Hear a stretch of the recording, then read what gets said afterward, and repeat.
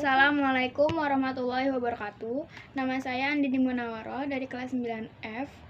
Saya akan mempresentasikan tentang seni grafis kelas 9 bab 9. Pertama ada pengertian. Seni grafis dikenal juga dengan seni mencetak. Grafis berasal dari bahasa Yunani yaitu graphein yang berarti menulis atau menggambar. Grafis dalam bahasa Inggris adalah graph atau graphic yang berarti dapat membuat tulisan, lukisan dengan cara ditoreh atau digores. Seni grafis di Indonesia awalnya merupakan media alternatif bagi seniman yang telah mengerjakan bidang lainnya seperti melukis atau mematung.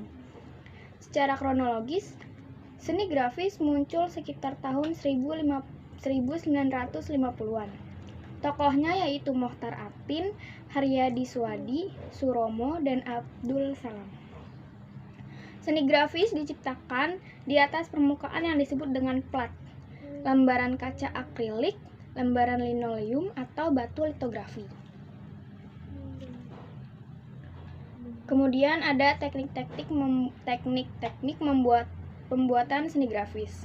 Ada 4, yaitu cetak tinggi atau cetak relief, 2 cetak dalam, intaglio print, 3 cetak datar, planografi print, dan terakhir keempat cetak saring.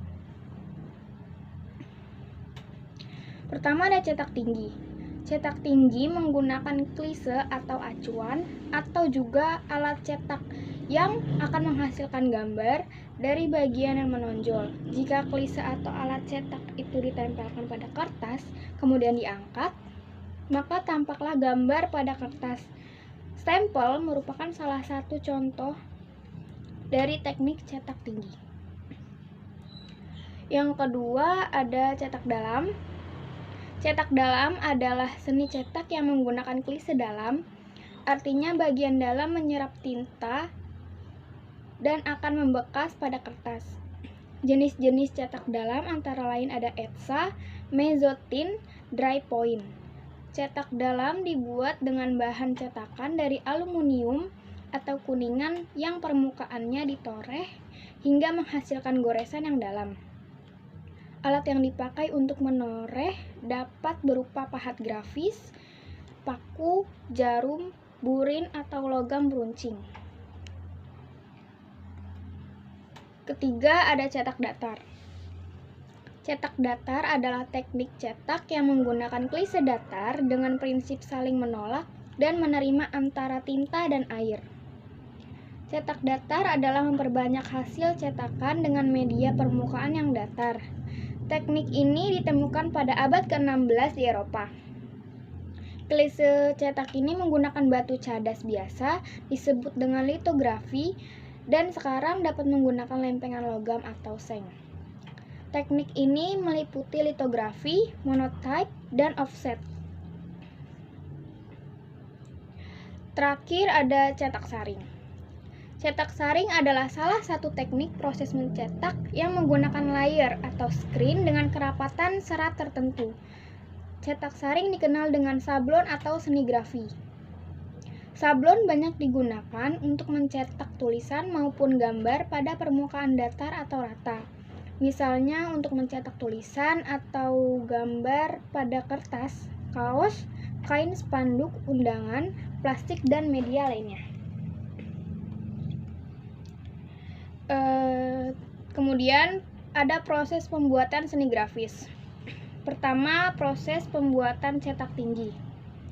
Prinsip kerjanya adalah mendapatkan ruang positif, permukaan yang timbul, dan negatif, atau permukaan yang cekung.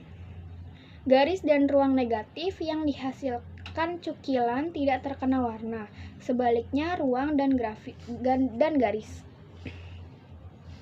Bahan untuk membuat cetak tinggi ada papan, hardboard atau papan MDF, tinta, kaos atau kain atau bisa kertas, dan cat pengering bila diperlukan. Ada alat, pensil, gunting, pisau cutter, wood cut, roller, dan pahat. Caranya adalah pertama membuat sketsa pada plat cetak, kedua memindahkan ke plat meratakan dan ditorehkan. bagian tinggi untuk bagian yang rendah. Ketiga, proses memberi tinta dengan bantuan roller. 4. Menggores atau meratakan dengan alat, seperti sendok atau dipres dengan alat pres. Yang terakhir, buka pelan-pelan sambil dilihat apakah warna sudah rata atau belum. Lanjut, proses pembuatan cetak saring. Alat dan bahan ada kerangka skrin, meja cetak sebagai alas, rakel untuk meratakan tinta, obat sablon, cat, dan sari warna sablon. Proses pembuatan klise. Dalam pembuatan klise ada 2 teknik yang dapat digunakan, yaitu 1. Langsung pada skrin.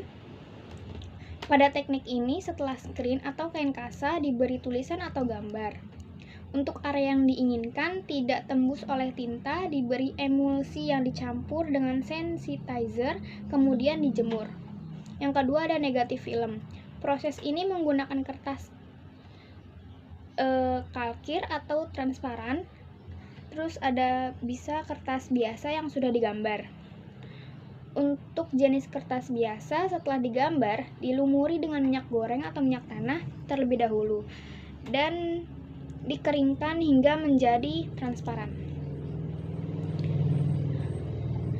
Terus ada proses afdruk. Afdruk atau pengeksposan adalah proses memindahkan gambar berupa selembaran kertas yang akan menjadi model atau desain ke skrin dengan bantuan bahan yang disebut emulsi sablon. Ada 5 tahapan afdruk. Pertama ada pelapisan, 2 pengeringan awal, 3 penyinaran skrin ke panas matahari, 4 pembuatan klise, dan kelima pengeringan. Terakhir proses mencetak. Skrin kering yang sudah melalui proses pengeksposan gambar siap untuk dicetak. Letakkan kertas atau media yang akan dicetak tuang. Sekian dari saya. Bila ada kurang, mohon dimaafkan. Wassalamualaikum warahmatullahi wabarakatuh.